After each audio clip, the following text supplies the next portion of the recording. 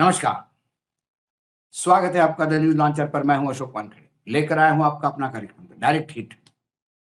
5 राज्यों के चुनाव पीक पर है, दावे प्रतिदावे आप रोज सुन रहे हैं, पार्लियामेंट में घमासान है, स्टॉक मार्केट से खून टपक रहा है, रुपया लुढ़कते-लुढ़कते अब मुँह छुपाते हुए 95 के पार पहुँच गया था।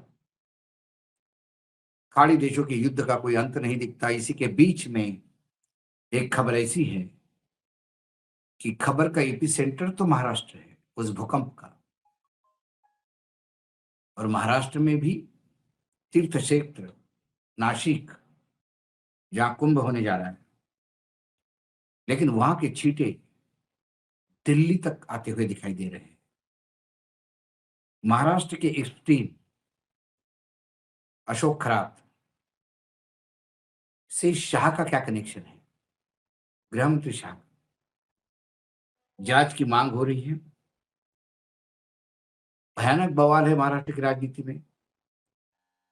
क्या अशोक खरात का अड्डा वाइफ स्वैपिंग के लिए भी जाना जाता था और उसमें मंत्रालय के बड़े अधिकारी इन्वॉल्व थे? एसआईटी जब जांच के लिए बुलाते हैं तो बड़े बड़े वीआईपी भाग क्यों रहे हैं? कई चीजें हैं, लेकिन सबसे पहले संजय राउत, शिवसेना उद्धव ठाकरे के नेता, उन्होंने पाखंडी बाबा अशोक खरात के मामले में राज्य की सत्ताधारी पार्टी के नेताओं के साथ साथ केंद्रीय गृह मंत्री अमित शाह से भी जुड़े होने का आरोप लगाकर राजनीति में हलचल मचा दी। उन्होंने उप मुख्यमंत्री एकनाथ शिंदे पर भी सवाल उठाए। उन्होंने मांग की कि खरात का संपर्क शाह जैसे नेता तक कैसे पहुंचा, इसकी गहन जांच होनी चाहिए।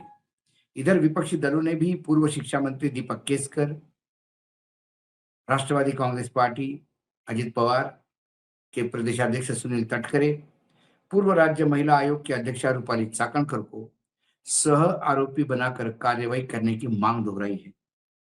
राउत ने कहा कि खरात के सत्तारूढ़ पार्टी के उच्च स्तरीय संपर्कों के बारे में संकेत मिलते हैं। खरात के सत्तारूढ़ दल के नेताओं से करीबी रिश्ते हैं, जो सीधे अमित शाह तक जाते हैं। खरात के संपर्क में रहने से सभी राजनीतिक दल के नेताओं की निष्पक्ष जांच होनी चाहिए। खरात न सिर्फ धोखेबाज बल्कि सत्तारूढ़ दलों से उसके करीबी रिश्ते हैं। हाई लेवल संपर्क और रिश्तों की वजह से यह मामला और गंभीर हो गया। शरद पवार गुट के प्रवक्ता विकास लावंडे ने कहा कि खरात ने जो जुर्म किए हैं वो बहुत गंभीर है। उनके जुर्म अकेले नहीं है, इस केस के पीछे एक बड़ा नेटवर्क काम कर रहा था। उन्होंने सुनील तटकरे, रूपाली चाकणकर और दूसरे ट्रस्टीज पर खरात को मदद करने का आरोप लगाया।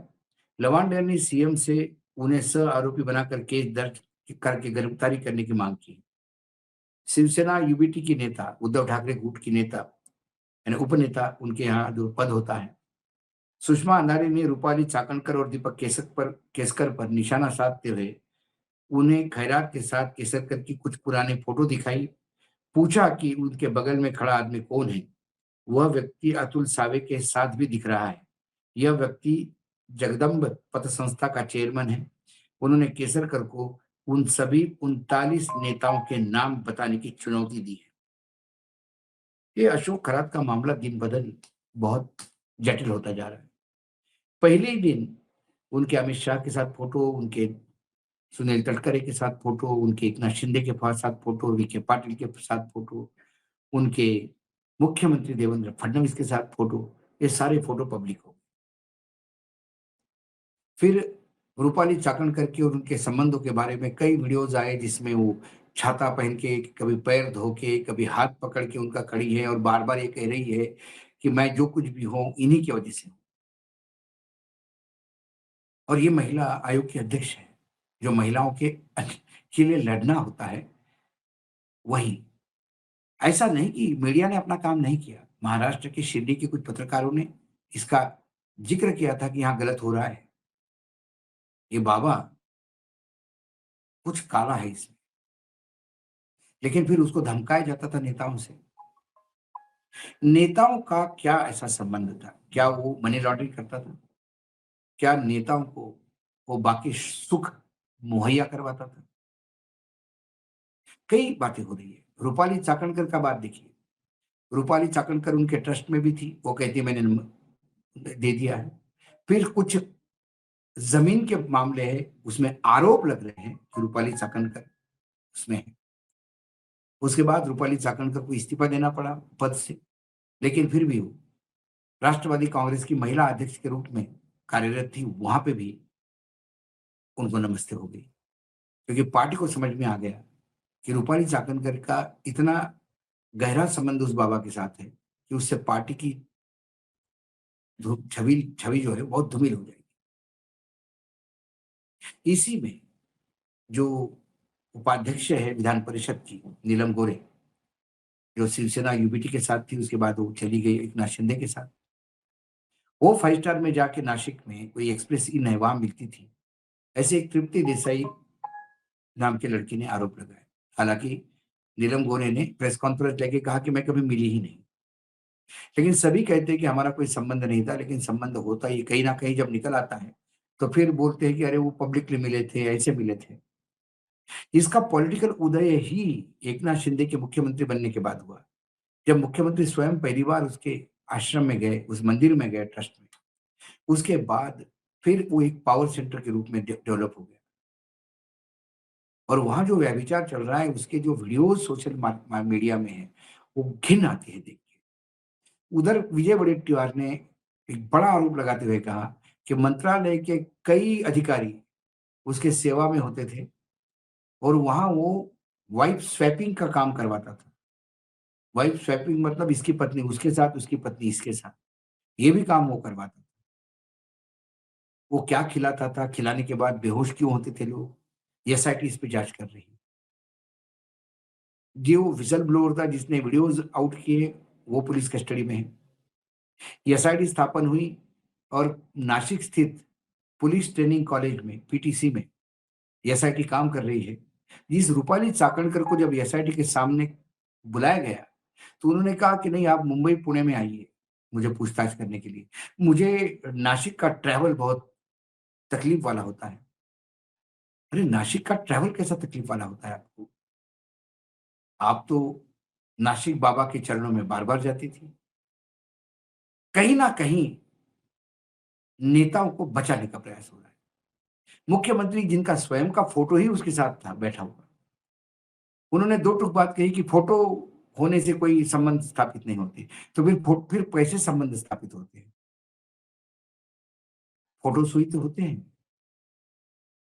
अभी तक फोटो ही तो उपयोग में लाए गए।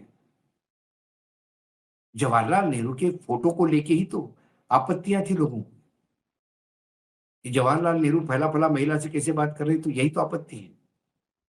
भाई अपने बहन से पार्लियामेंट में मिलता है, उसी को तो आपत्ति होती है स्पीकर साहब। सारा प्रॉब्लम तो दिखने में है। इसकी पहुंच कैसी हुई मुख्यमंत्री तक, केंद्र के गृह मंत्री तक? कौन अमित शाह जी के पास इसको लेके गया होगा? अमित शाह खुद तो नहीं लाए होंगे इसको। कौन लेके गया इसको अमित शाह के पास? एकनाथ शिंदे का क्या था उनमें?